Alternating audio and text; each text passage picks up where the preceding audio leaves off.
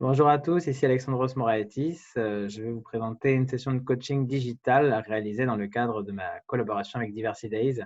C'est parti, donc je vais d'abord vous partager en fait mon écran. Un petit instant et c'est parti. Tac, voilà, c'est mieux comme ça. Donc bienvenue dans cette session de coaching digital pour tous et pour toutes.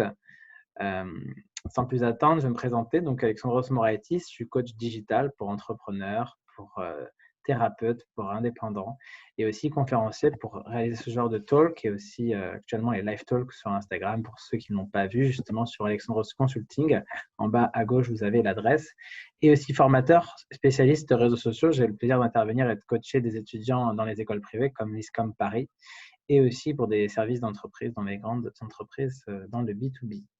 Et donc aujourd'hui, on va parler de coaching digital qui regroupe plusieurs thématiques. C'est une session assez synthétique, bien sûr, que je développe quand on est en coaching privé. La partie 1, ce sera justement la stratégie de communication et marketing digital. J'insiste parce que ce n'est pas que de la com, il y a aussi un positionnement bien clair derrière. Partie 2, après, ce sera le déploiement et les outils qui sont nécessaires pour justement développer ce brand content marketing. Et comment on va créer ces contenus, quelles sont les méthodes qui marchent. Et ensuite, une partie plus sur l'avenir pour se développer, investir pour grandir, plusieurs axes d'amélioration, de possibilités. Donc, c'est parti.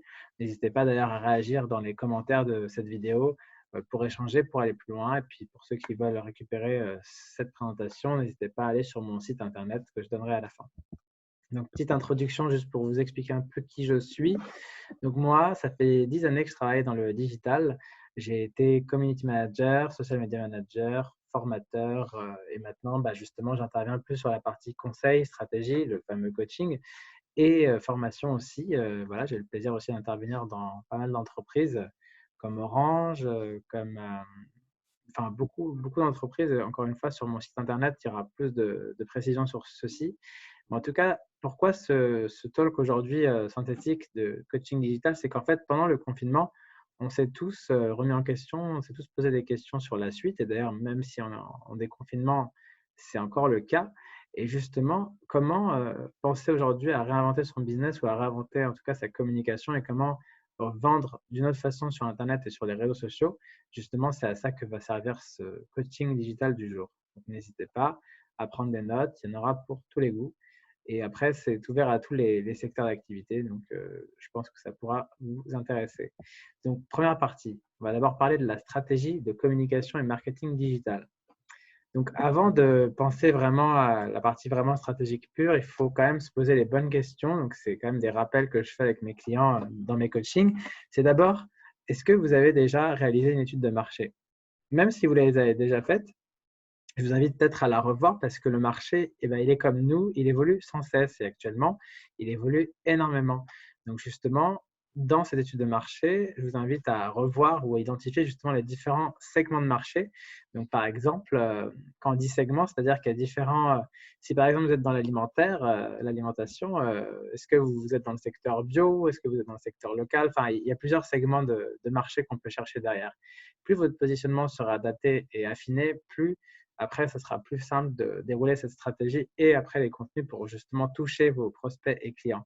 Là, vous avez un premier lien justement pour ceux qui veulent des méthodes d'études de marché. Je vous invite à regarder plus tard quand vous le pourrez. Ensuite, il s'agit après de créer différents segments de clientèle. Donc, on a le marché et les sous-marchés, on va dire, et maintenant, on a les différents types de clientèle. Et en fait, il y a plusieurs critères qui permettent de les différencier. Vous avez justement les critères d'âge, de sexe, socio-professionnel, mais aussi les façons de consommer, les activités, les opinions. Enfin, il y a plusieurs façons on va dire, on peut créer différents types de clients.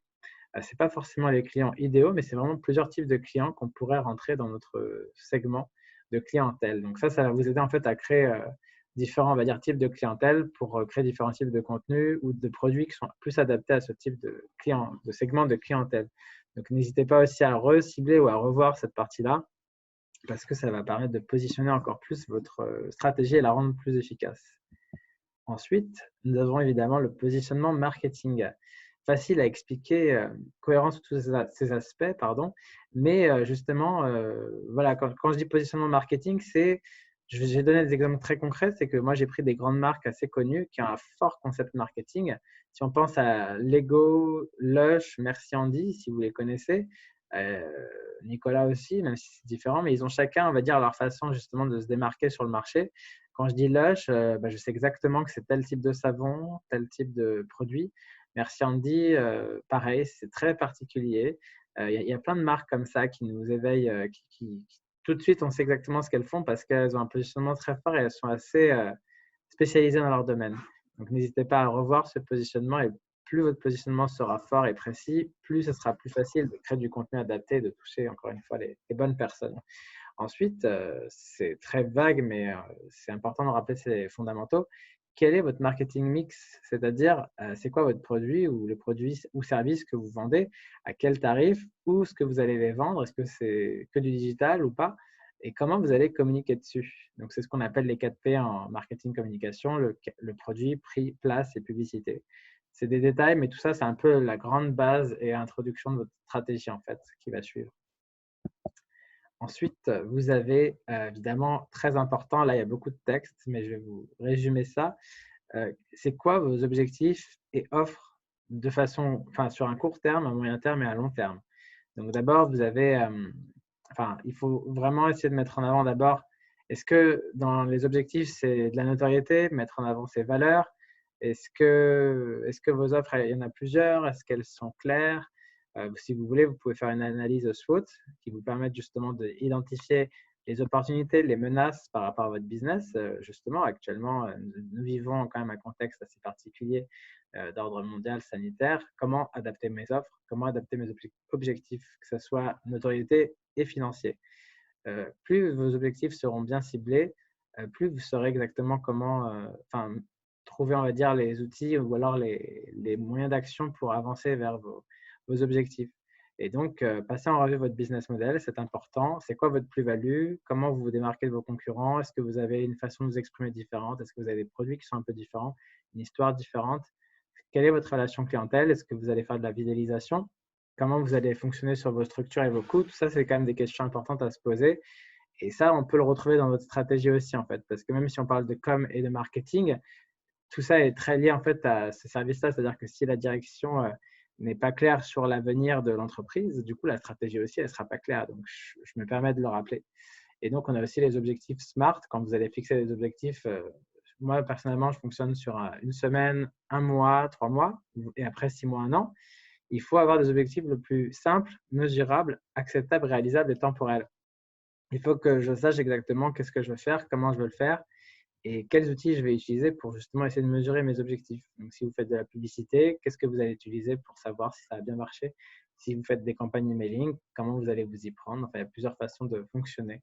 N'hésitez pas à réagir si vous utilisez des méthodes déjà ou si vous avez déjà pensé à ces méthodes-là en tout cas. Ensuite, on en a parlé un petit peu avant, c'est les clients et les persona buyers.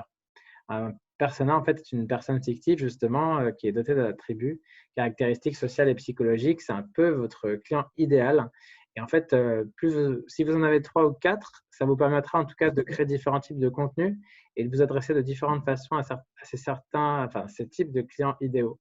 Donc moi, personnellement, il y a les indépendants, les entrepreneurs, mais aussi les thérapeutes. Enfin, voilà, il va y avoir plusieurs actions et plusieurs communications qui seront différentes en fonction de ces différents clients idéaux, concrètement. Voilà une image qui résume un petit peu la situation. On est dans la partie plutôt contenu, quand on va commencer à penser le contenu et avant de le créer avec les contenus et les outils qu'on va voir tout à l'heure dans la partie 2, vous avez ce qu'on appelle les médias payés, les médias gagnés, les médias possédés. Paid, own et earned media, en fait, quand c'est vous-même qui les créez, vos propres contenus, c'est les médias que vous possédez. Alors que quand c'est des médias qui sont gagnés, c'est des médias que vous allez investir avec la publicité ou des partenariats. En tout cas, c'est vous qui allez payer. Et alors que les médias gagnés, c'est votre communauté qui va vous les offrir, soit via un concours ou via un échange de visibilité. Nike, par exemple, a souvent fait appel à ses fans pour créer du contenu, justement en les mettant en avant, vraiment les meilleurs fans grâce à leur création.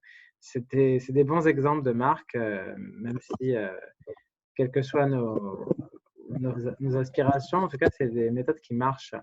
Donc, ça regroupe un peu, cette image regroupe un peu tout ce qu'il faut retenir avant de se lancer dans la suite. C'est que la stratégie, en fait, elle est vraiment associée à tout le reste. Elle n'est pas complètement séparée. Quand vous mettez en place une stratégie communication et marketing, il ne faut vraiment pas oublier que vous avez une analyse derrière, vous avez une conception des objectifs clairs, une réalisation et des besoins. Et donc, forcément, vous avez la stratégie avec tout un type de contenu et d'actions qui vont découler derrière. Et justement, tout ça va nous amener à penser à l'inbound marketing, qu'on reverra plus tard. C'est justement l'art de vendre ses compétences et produits, mais de façon indirecte et avec du contenu, justement. On va le voir tout à l'heure. Et si vous avez envie d'aller plus loin sur la stratégie, juste purement communication, vous avez quelques exemples et exercices que vous pourrez retrouver dans ce document. Et donc, pour résumer, et c'est un peu ce qui est à droite, c'est qu'en fait, la stratégie digital marketing, ce n'est pas que les réseaux sociaux, c'est aussi un site internet très important et indispensable, je pense, parce qu'il faut vraiment avoir un site internet d'abord. Vous avez aussi toute une partie référencement naturel, réseaux sociaux qu'on verra après, une campagne de liens à mettre en place, un travail avec des médias, ou en tout cas des médias à investir ou des médias à créer vous-même. Vous avez tout un travail de mots-clés sur Internet, mais aussi de recherche, et enfin aussi de collaboration, d'ouverture avec des partenariats, du networking, des forums. Il y a plein d'autres choses à faire. Donc, en résumé, il faut vraiment être clair. La stratégie doit vraiment répondre à ces questions. Qui sont vos clients cibles, vos objectifs, vos outils, analysez vos médias existants, planifiez vos médias possédés, analysez vos médias gagnés et payants et vous rassemblez tout ça. Et après, vous allez pouvoir dégager justement des grands temps forts en fonction de vos services, vos offres, la temporalité, mais aussi la société. Donc actuellement, il faut adapter ces stratégies en fonction justement de ce qu'on vit actuellement. Donc, moi, par exemple, c'est aussi pour ça que j'ai proposé de plus en plus de faire des talks et des interventions comme ceci. Ça rentre dans ma stratégie et ça me correspond en fait, tout simplement. Donc, n'hésitez pas à penser à comment vous pouvez vous adapter à la situation. Et après, vous pouvez évidemment essayer de respecter, vous avez des grands temps forts, un lancement de produit, une nouvelle action, vous pouvez créer du contenu autour. Ou alors, vous pouvez vous adapter aussi sur les marronniers. Donc, par exemple, en juin, vous allez avoir l'été ou d'autres événements. Bien sûr, on sait qu'il y a des événements sportifs et internationaux qui n'auront pas lieu. Donc, vous devez réadapter une partie de vos contenus et de votre stratégie, justement, avec ça. C'était la partie 1. Maintenant, on va commencer à regarder les outils et méthodes du brand content marketing. Concrètement, c'est les contenus et les méthodes que vous allez pouvoir utiliser pour décliner votre stratégie. Donc, on part du principe que vous avez un site internet, sinon il faudrait quand même passer du temps d'abord à travailler ce site internet. C'est très important. Donc, quand on a des premiers contenus, on peut commencer à penser à travailler son référencement naturel, qu'on appelle le Search Engine Optimization. C'est toutes les méthodes gratuites justement qui visent à améliorer votre référencement de votre site internet et avec bien sûr blog sur les moteurs de recherche de Google. Plus on va taper des recherches, des fameuses requêtes avec des mots-clés spécifiques et plus on va en tout cas apparaître sur les moteurs de recherche grâce à des règles spécifiques qui est en fait une synthèse entre ce que vous allez créer, vos articles, et ce que Google a de son côté avec les recherches que les gens font en fait. Donc évidemment, c'est un gros travail, ça peut prendre plusieurs années pour être bien référencé. Et c'est vraiment un travail de régularité, on en reparlera tout à l'heure. Dans le copywriting, vous avez d'autres types de référencement naturels et gratuits. On peut parler de la visibilité sur les réseaux sociaux, le SMO, ou alors le référencement qui est payant, SEA. Et là, c'est Google AdWords, mais on peut aussi parler d'Amazon avec les fiches produits Amazon où on paye pour être mis en avant, même TripAdvisor. Enfin, il y a plusieurs façons d'être référencé payant quand on est site e-commerce ou restaurateur, hôtellerie, par exemple. Donc, on peut aussi parler de Search Experience Optimization. Et ce qui est intéressant là, ça peut aussi jouer dans votre référencement, c'est qu'en fait, c'est vraiment la plus-value, la qualité de votre expérience qu'on propose à Internet qui va vraiment être privilégiée. Donc, s'il y a un service original, une vidéo originale, en tout cas avec beaucoup d'interactions de vues, elle pourrait remonter aussi plus facilement sur les recherches. Et justement, on le néglige un peu, mais il y a aussi les recherches vocales et images qui peuvent aussi être une autre façon d'attaquer le référencement naturel. Et enfin, la version mobile aussi que propose Google en fait. Je ne sais pas si tous les sites, si votre site est bien adapté avec votre offre au mobile, je vous invite à regarder parce que quand on dit mobile, on ne pense pas, mais il y a iPhone, il y a Android, il y a encore plein d'autres façons de voir. Est-ce que votre site a plusieurs langues? C'est tout un travail de vouloir toucher le maximum de monde et l'international. Donc, c'est quand même un élément à ne pas négliger. Et donc, on ne le dit pas assez souvent, mais il y a aussi les pages Google My Business qui sont gratuites pour les créer. C'est vraiment la version Google de votre entreprise, service ou prestation. ou même e-shop, et on peut même aller jusqu'aux objets connectés. Alors après, ça dépend de quoi il s'agit. En tout cas, toutes ces actions aussi vous permettent d'améliorer votre référencement naturel. Et quand je vais taper votre nom d'entreprise, je vais retrouver directement vos dernières publications sur vos réseaux sociaux, sur votre page Google My Business, tout ça. C'est du contenu en plus et de la plus-value. Et ça vous fait remonter aussi sur Internet. Et donc, on pourra en reparler plus tard pour ceux qui veulent, mais il y a aussi d'autres actions qui permettent en tout cas de créer des méthodes et du référencement naturel ou payant, affiliation, partenariat, concours, opération commerciale, e-shop. Enfin, il y a plusieurs façons encore de s'adapter et de créer des passerelles sur Internet. Donc, on en reparlera pour ceux qui veulent. On va passer plutôt au copywriting. Copywriting, c'est vraiment c'est une grande tendance depuis un moment quand même. Pour ceux qui ont un blog, un site internet, c'est vraiment l'art d'écrire des textes à des fins publicitaires, mais d'une façon différente qui n'est pas la même qu'on peut voir dans le marketing. Concrètement, le produit appelé copy ou copie de vente est un contenu nu, justement, qui est écrit, qui vise à accroître la notoriété de marque et à terme persuader justement une personne à acheter ou en tout cas passer du temps sur votre site concrètement. Ça rejoint l'inbound marketing, l'art justement de ne pas vendre directement son produit, mais de mettre en avant ses compétences, mettre en avant la réponse à un besoin, mais sans vendre directement l'offre et la promo. Et justement, je fais référence au site MyCMMac que je salue parce qu'il a mis en avant dans un de ses articles les 6 meilleures méthodes de copywriting. Donc, je vais rapidement les énumérer. Vous pouvez les voir à l'écran. La méthode des 3 C, c'est quand j'écris du contenu qui est très clair, très concis, très crédible par rapport à mon domaine. Ou alors les 4 U, qui est un contenu qui est utile, qui répond à un vrai besoin, qui est dans l'urgence, qui est unique et ultra spécifique. Et après, vous en avez d'autres qui peuvent être un peu plus longs et un peu plus détaillés, comme donner envie au lecteur d'en savoir plus. Par exemple, vous voulez perdre du poids, mais vous avez fait des régimes, ça n'a pas marché. Voilà, on vous met vraiment dans une situation où il y a un vrai problème, un vrai besoin, un vrai point faible. Et c'est sur ceci qu'on peut justement créer un article. Et puis à la fin, normalement, à la fin, vous avez un programme d'accompagnement, un programme minceur. En tout cas, c'est à la fin qu'on vous propose quelque chose. D'abord, on vous propose une plus-value, une vraie histoire, enfin une vraie réponse en fait à votre problème. Et c'est ça qui fait la différence en fait. Utiliser la preuve sociale avec des témoignages ou alors la méthode AIDA pour vraiment attirer l'attention, le désir avant l'appel à l'action qui est très utilisé justement pour ceux qui font de la formation et du coaching. Et le à qui, pourquoi, à qui s'adresse-t-on, pourquoi est-ce que vous utilisez le copywriting pour maximiser vos résultats.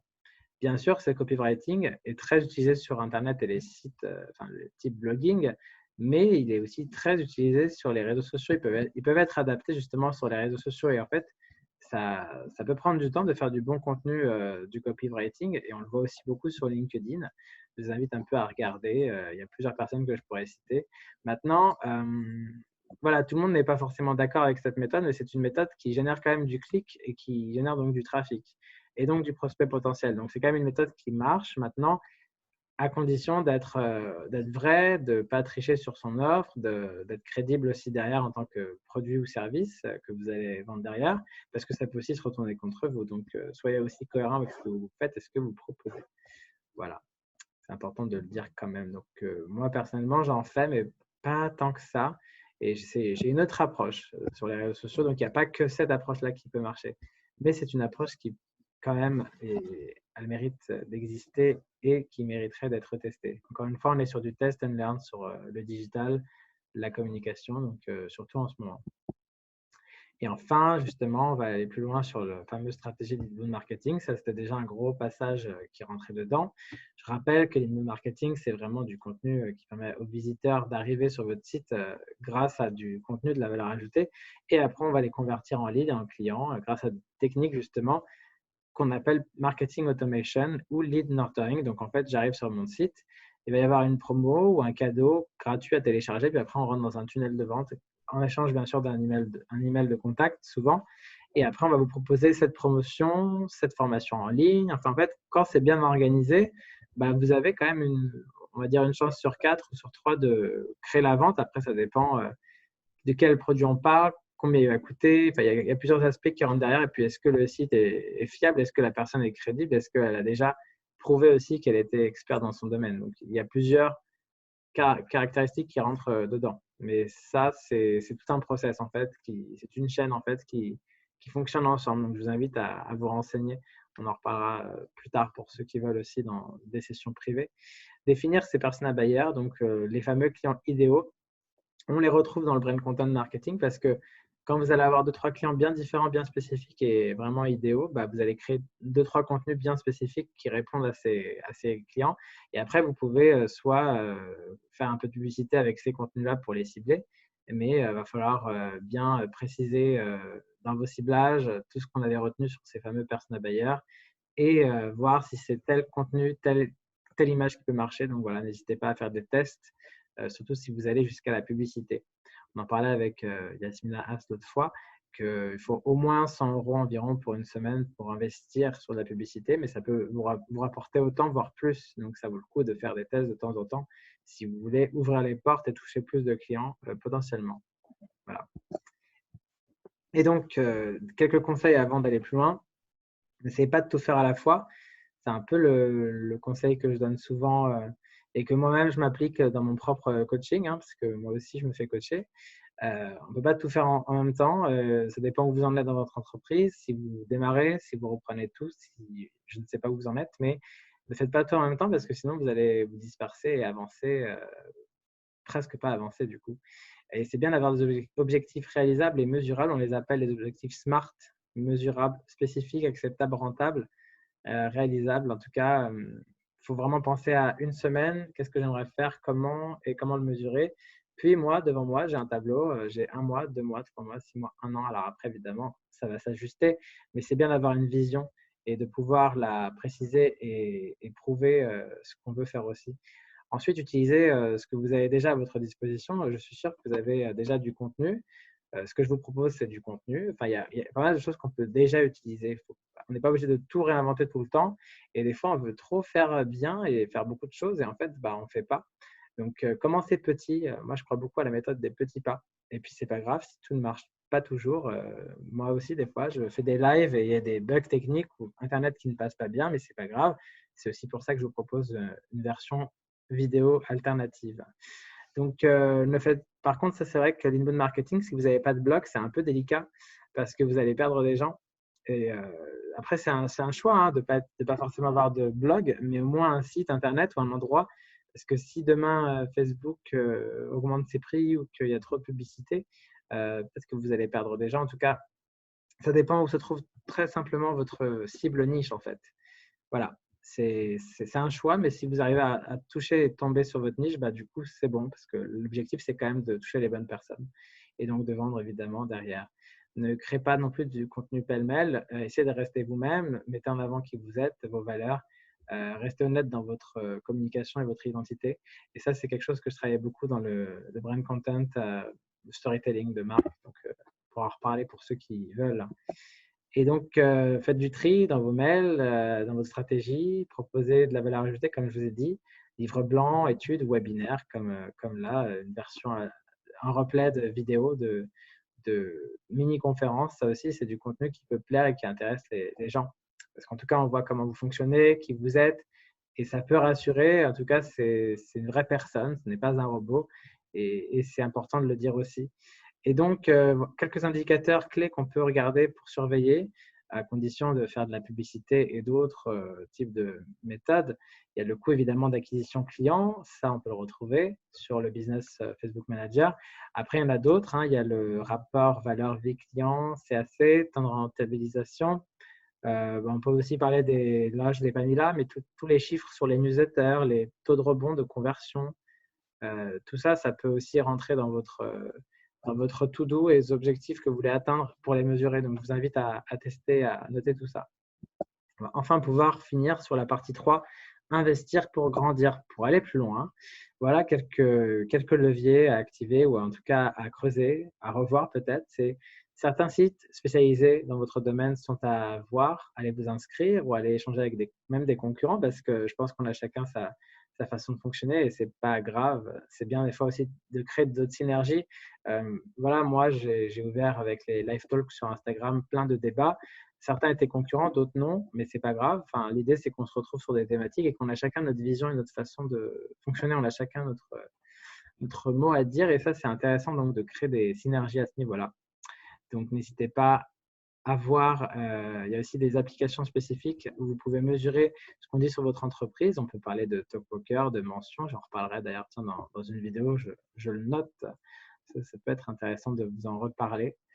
Tout ce qui est alerting, donc Google Alert et compagnie, c'est pas mal aussi. Je vous invite à ne pas les négliger. Il y a pas mal d'outils gratuits quand même qui existent, hein. Vous pouvez essayer Mention, Feedly. Donc, il y a aussi, bien sûr, les réseaux sociaux sont une source aussi qu'on n'exploite pas assez, avec tout l'aspect communauté aussi de clients. Il y a des groupes privés, des groupes spécialisés. Vous pouvez aller chercher et trouver quelques clients. Après, voilà, vous ne pouvez pas non plus faire de la pub, mais vous pouvez interagir, vous pouvez parler un peu de vous, pas forcément de vos produits, mais au moins vous pouvez échanger un peu sur qui vous êtes. Et après, les gens ils peuvent aussi vous suivre sur votre compte pro ou compte personnel, Facebook par exemple. C'est aussi une autre façon d'attirer les gens. Et donc, moteur de recherche, réseaux sociaux aussi, on n'y pense pas assez, mais on peut faire des recherches de mots-clés sur les réseaux sociaux aussi. Et donc, le référencement, c'est une autre façon d'aller plus loin sur ce travail. On peut aussi citer les communautés de clients ou pas de clients qui sont en dehors de votre entreprise, mais il y a des forums spécialisés, il y a aussi des listes d'emailing des fois si vous faites un concours ou alors si vous organisez certains événements, vous avez aussi quelques mails que vous pouvez exploiter. Donc, il y a déjà beaucoup de choses que vous pouvez faire et créer en fait avec ce que vous avez. Bien sûr, il y a aussi les influenceurs et les médias. Alors là, maintenant, c'est des investissements qui peuvent être plus coûteux. Mais si vous commencez petit, avec des thématiques bien précises, pourquoi pas, ça peut vous permettre de toucher d'autres personnes et d'autres prospects. Et enfin, le marketing automation avec du contenu original, si possible en vidéo, peut-être avec des formats aussi en live, ça permet aussi de toucher d'autres personnes et d'attirer les bons prospects. Donc, à essayer si vous le pouvez, ou alors faites-vous accompagner. Quelques images qui résument un peu ce qu'on vient de dire là. Évidemment, le community management, le référencement naturel, enfin tout ça, je l'ai déjà dit, mais vous pourrez le revoir en replay. Je vais plutôt vous proposer dernier rappel encore sur fameux objectifs et cibles dans votre première campagne de publicité en ligne. Est-ce que c'est que de la notoriété? Est-ce qu'on veut juste booster notre publication? Moi, je vous invite à rentrer, à plutôt faire des publicités sur de la régularité. Donc, si vous avez des conseils, du teasing de produits, d'avant-première, enfin voilà, c'est bien d'apporter quelque chose de nouveau. Donc, il ne faut pas oublier qu'il y a ces différents objectifs qui peuvent rentrer dans votre publicité. Vous pouvez faire plusieurs styles de campagne dans votre publicité. Par exemple, faire connaître votre produit, après inciter les personnes à aller sur votre site pour aller plus loin dans l'expérience justement utilisateur. Après, il y a une conversion qui se met en place si vous avez bien fait le travail derrière sur votre site. Et aussi une fidélisation tous les mois, toutes les semaines. Il faut apporter un petit mot, un petit mail, une petite recette, un petit clin d'œil à ses clients. Il ne faut pas les oublier, ce n'est pas parce qu'ils ont acheté qu'on les oublie. Donc tout ça, ça prend du temps et il faut s'organiser. Donc ça peut aussi rentrer dans votre stratégie de communication. Et pour aller plus loin, je vous invite à réfléchir à ça. Et au bout d'un moment, il faudra déléguer, je pense. Vous ne pourrez pas tout faire ou alors vous pouvez, pour une partie, mais attention, automatiser une partie de ces actions. Et donc, quelques campagnes qui marchent plutôt bien. On avait parlé aussi avec Yasmina. Et donc là, c'est des conseils de Danilo Duchesne. C'est les interactions, les vues vidéo et conversion couverture. Maintenant, le plus important, c'est de se faire connaître, mais par les bonnes personnes. Et voilà, il suffit des fois d'une vidéo simple ou d'un texte simple. Pas la peine d'en faire trop. Vous avez, c'est vrai, un site comme Canva, CNVA, qui vous permet de créer pas mal de montage photo-vidéo. Je l'ai posté d'ailleurs sur une de mes vidéos de conseils. Et d'autres encore qui vous faites des montages assez rapides, assez simples. N'hésitez pas à les tester. Ça peut vous aider à tout de suite capter l'attention et à proposer en tout cas du contenu plus original. Après, attention parce que voilà, il faut se mettre à la place des personnes. On voit beaucoup de vidéos, beaucoup de publicités. Donc, attention à ce que vous allez proposer. Il faut essayer d'être très court et très concis. Et c'est là que ça devient compliqué. Et donc, pour finir, bien s'entourer d'experts. Pensez au réseau professionnel, personnel que vous avez autour de vous. N'hésitez pas à avoir justement l'aide du coach aussi, c'est de vous aider à faire avoir du feedback, à vous aider à pitcher justement votre entreprise, vos objectifs et qui vous êtes. Donc, n'hésitez pas à rentrer dans des réseaux professionnels, des associations. Contactez vos anciens collègues avec qui vous avez eu des bons rapports pour qu'ils sachent un peu ce que vous faites maintenant. Et surtout, partagez votre quotidien d'entrepreneur sur les réseaux sociaux. Que ce soit succès ou échec, c'est important. C'est bien de savoir qui vous êtes. Et voilà, tout à l'heure, il y a eu des bugs techniques. Je n'ai pas hésité à le partager et à m'excuser. Ce sont des choses qui arrivent, mais voilà, c'est honnête et ça fait partie aussi du jeu. Et on apprend vachement de nos échecs, sinon je ne serais pas en train de faire cette vidéo. Donc, bah, merci en fait Diversity Days. En fait, c'était l'occasion de faire cette vidéo. Donc ça, c'est chouette. Donc moi, ça me permet, enfin, ce que je dis là, c'est que plus vous restez aligné avec vos valeurs et votre entreprise, plus vous allez attirer potentiellement les bonnes personnes, les bons clients aussi, je pense. Donc ça, c'est important de ne pas l'oublier dans le recentrage. Et voilà, en fait, c'est un peu ce que je propose un peu dans mon coaching. Mais justement, mes derniers conseils avant d'aller sur la conclusion, que voilà, c'est rester vrai et honnête avec qui vous êtes, ce que vous vendez. Essayez de privilégier le format vidéo et même vous mettre vous-même en avant parce qu'on apprécie de voir des vraies personnes prendre la parole. Je pense que c'est quelque chose qui manque assez sur les réseaux sociaux qu'on dit souvent virtuels et pas assez humain. Donc, n'hésitez pas à mettre en avant vous-même, votre côté l'humain qu'on est en fait, tout simplement. Testez auprès de vos proches ou vos communautés un peu ce que vous allez mettre en place. Voilà, un service test, un produit test, c'est toujours apprécié. Pensez à faire un petit teasing ou une avant-première ou une phase de lancement pour attirer vos premiers clients avec peut-être de l'emailing ou un autre système, un fameux tunnel de vente approprié ou une promotion spéciale. Et ne négligez pas votre liste mailing et surtout, et c'est ça, je pense, le mot pour moi que j'essaye de m'appliquer et qui prend du temps et qui n'est pas évident. Et après, il ne faut pas se forcer, mais c'est la régularité. En fait, plus vous allez être régulier et cohérent avec vous-même dans cette approche, dans ce contenu-là, plus ça va se voir. Et après, vous attirez petit à petit les bonnes personnes. Bien sûr, après, je l'ai déjà dit, il y a des outils à mettre en place pour la promotion, pour le développement. Mais déjà, si vous arrivez à faire tout ça, c'est déjà super en fait. Et si c'est clair pour vous-même, ça sera beaucoup plus clair pour les autres. Et donc, pour ceux qui veulent aller plus loin, n'hésitez pas à aller sur mon site internet que je partage juste après pour faire du coaching personnalisé sur le digital, mais pas que le digital, parce qu'en fait, avant de bien vendre son produit et son image, il faut bien être clair sur qui on est et ce qu'on veut vendre. Et c'est un peu ça aussi que je propose en fait. Donc voilà pour terminer. Donc les questions, ça sera du coup sur la partie replay, sur les réseaux sociaux, sur YouTube, sur mon site. Il ne faut pas hésiter. Et justement, si vous avez des questions, des feedbacks, n'hésitez pas. hello@alexandrosmoritis.com. Et sur mon site internet, vous pourrez retrouver cette présentation d'ici quelques jours sur alexandrosmoritis.com. Voilà, j'espère que ça vous a plu. Je remercie Diversity Days pour cette opportunité et j'espère à bientôt, que ce soit pour du coaching ou pour d'autres échanges de bons conseils. Merci beaucoup d'avoir suivi ce live et je vous dis à bientôt. Prenez bien soin de vous. Salut à vous. Ciao.